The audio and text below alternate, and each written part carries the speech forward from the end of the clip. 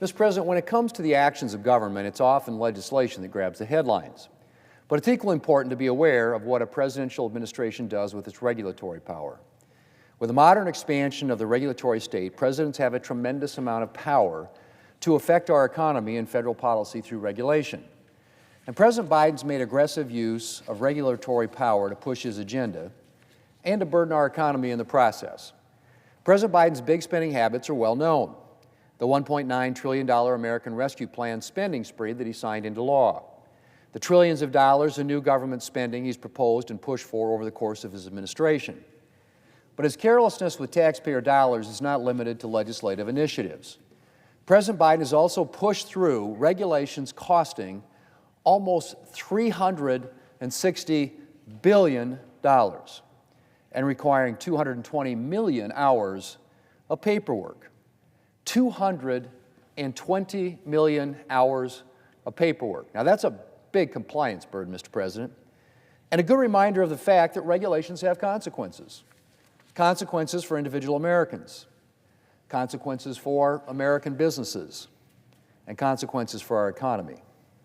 Take the Biden administration's proposed rule to require federal contractors to disclose their direct and indirect greenhouse gas emissions, and in some cases, not only their own direct and indirect emissions, but also related emissions over which the contractor has no control.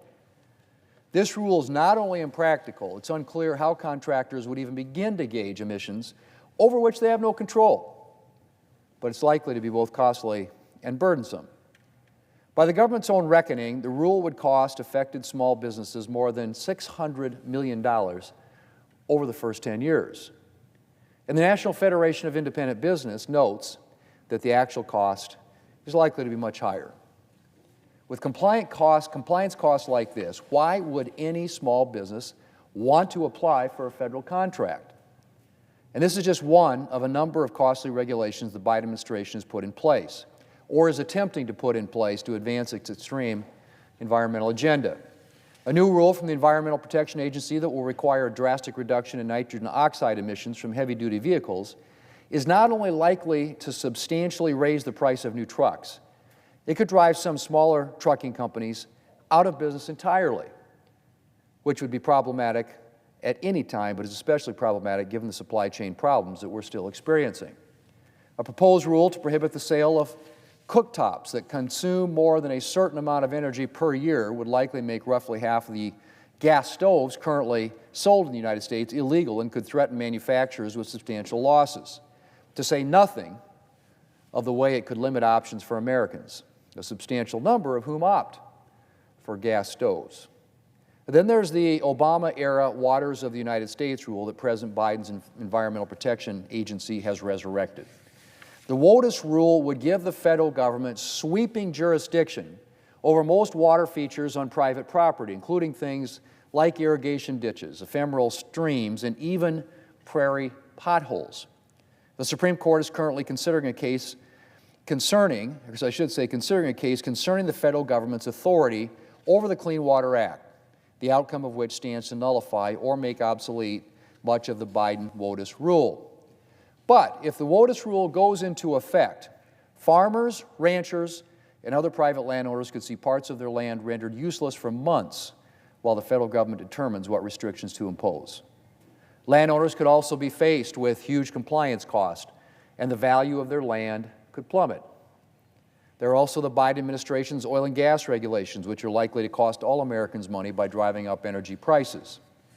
Despite the need to develop American energy, an economic, and I would add, national security imperative, this week President Biden announced that he is closing off a substantial part of the Arctic to oil and gas development.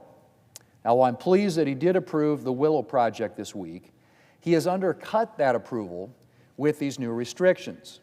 The President's decision to close off a substantial part of the Arctic will not only restrict areas for energy exploration and development, it's likely to discourage future energy exploration and development even in unrestricted areas, with a correspondingly harmful effect on energy prices.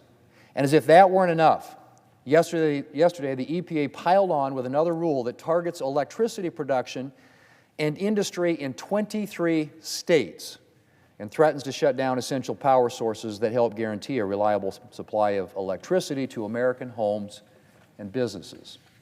The high energy prices Americans have experienced so far under the Biden administration, up to a staggering 37% under his watch, could become a permanent feature of American life if the President continues with policies designed to discourage conventional energy production. Mr. President, so far I've focused a lot on the economic cost of regulations in the Biden administration's environmental agenda. But of course, his environmental agenda is not the only extreme agenda President Biden is pushing through regulations. For example, he's also using the regulatory power to push his extreme abortion agenda. The comment period recently closed for a proposed new regulation that could threaten medical professionals' right to decline to participate in abortions. And in defiance of federal law, which prohibits the VA from providing abortion services, the Biden administration has implemented a rule to use taxpayer dollars to provide abortion counseling and abortion services to individuals served by the VA. Mr. President, while presidential administrations have tremendous power to push their agendas and burden our economy through regulation, there are things Congress can do to push back against troubling exercises of regulatory power. One way is through the Congressional Review Act, which allows Congress to block regulations if it can gather a sufficient number of votes. Republicans have put forward a number of Congressional Review Act measures, or what we call CRAs, to block some of the Biden administration's most problematic regulations. Republicans in the House of Representatives joined a handful of Democrats recently approved a CRA to block the Waters of the United States rule. And we will soon take up this measure here in the Senate. I also expect us to take up a measure in the near future to prevent taxpayer dollars from going to fund abortions at the VA. Thanks to Senator Capito, we've already managed to block one problematic Biden regulation so far this year. Senator Capito announced her intention to challenge a Federal Highway Administration memo, which the Government Accountability Office determined to be a rule discouraging states from pursuing highway expansion projects and prioritizing funding for projects that reduce emissions. And rather than waiting for a congressional vote, the Federal Highway Administration withdrew the memo, issuing a revised version without the problematic language, a win for infrastructure investments in rural areas of our country. We're likely to have an uphill battle in Congress when it comes to blocking other problematic Biden administration regulations. But Republicans in both houses are committed to doing everything we can to protect Americans. I'm also introducing legislation today to help prevent economically damaging regulations from going into effect in the first place.